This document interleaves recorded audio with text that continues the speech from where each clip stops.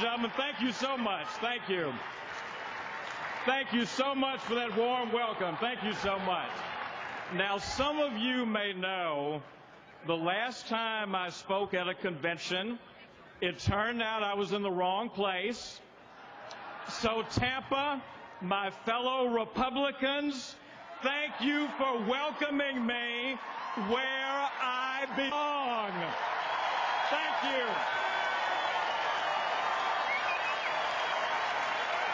Thank you. Now we got to get on with the show. We've got to get on with the show because we have a country to turn around. This very night, you nominated the most experienced executive to seek the presidency in 60 years in Mitt Romney. He has no illusions about what makes America great. He doesn't confuse the presidency with celebrity or loftiness with leadership. What a difference 4 years makes. Now, the Democrats' negative ads do convince me that Governor Romney can't sing. But his record convinces me he knows how to lead, and I think you know which skill we need more. Now, America is a land of second chances. And I gather in this close race you have room for the estimated 6 million of us who got it wrong in 2008 and who want to fix it.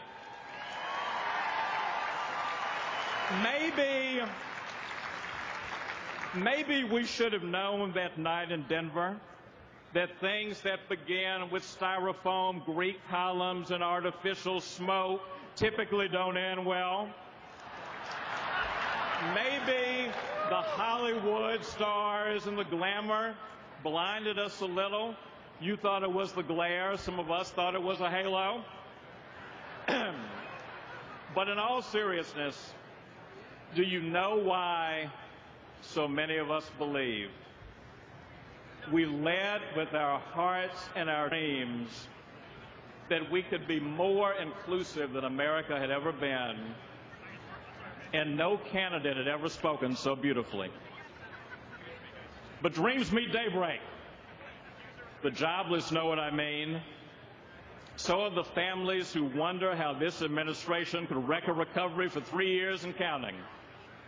So many of those high-flown words have faded. Remember, my friends, the president's saying of negative politics and untrue ads, "Not this time"? Who knew not this time just meant not unless the economy is stuck and we can't run on our record? Remember when the president said of his own election, this was the moment when the rise of the oceans began to slow and our planet began to heal. Who knew the plain English version of it was, middle America, get ready to shell out $60 to fill up your car. And in terms of their crown jewel legislative achievement, who knew that when asked, could government conceivably impose a federal mandate requiring middle-class Americans to buy health insurance, whether they could afford it or not, that the Obama answer would be, yes, we can. So this time, in the name of 23 million of our children and parents and brothers and sisters who are officially unemployed, underemployed, or who have stopped looking for work, let's put the poetry aside. Let's suspend the hype. Let's come down to earth and start creating jobs again. This time, instead of moving oceans and healing planets, let's pay our bills down and pay down the debt on that wall so we control our own future.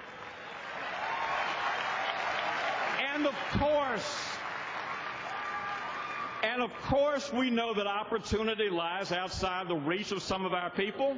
We don't need flowery words about inequality to tell us that. And we don't need a party that is led while poverty and hunger rose to record levels to give us lectures about suffering.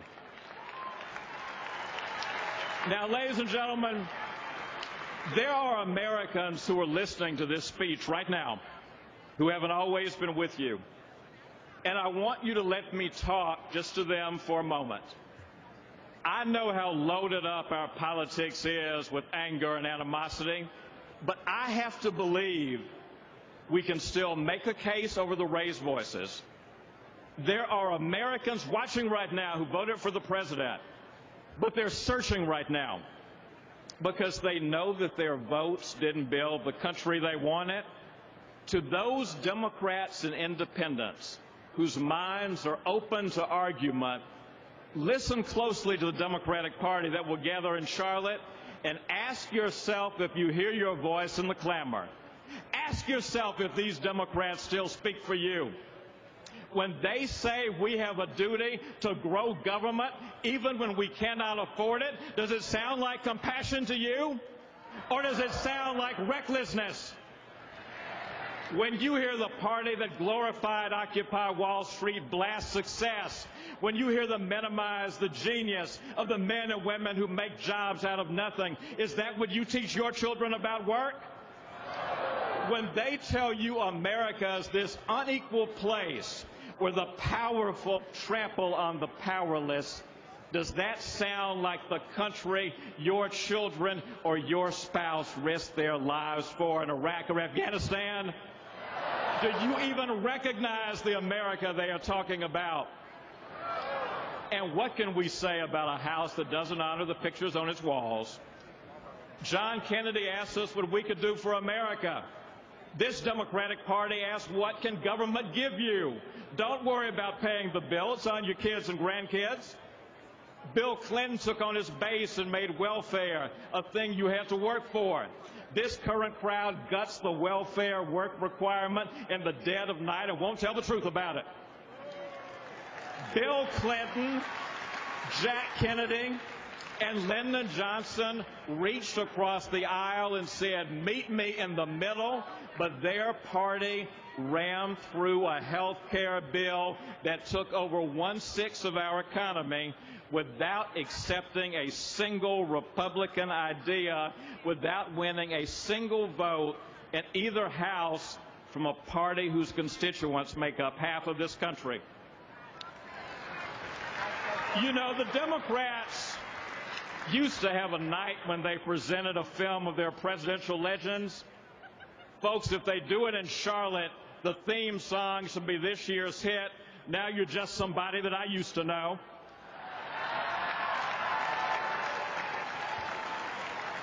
My fellow Americans, when great athletes falter, their coaches sometimes whisper to them, remember who you are. It's a call to their greatness at a moment when their bodies and spirit are too sapped to remember their strength.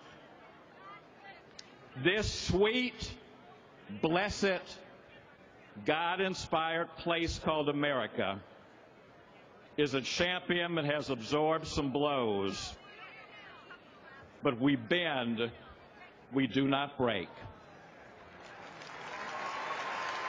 This is no dark hour. This is no dark hour. This is the dawn before we remember who we are. So may it be said of this time in our history, 2008 to 2011, lesson learned. 2012, mistake corrected. God bless you. God bless you, Tampa. God bless you, America. Let's take this country back. Thank you so much.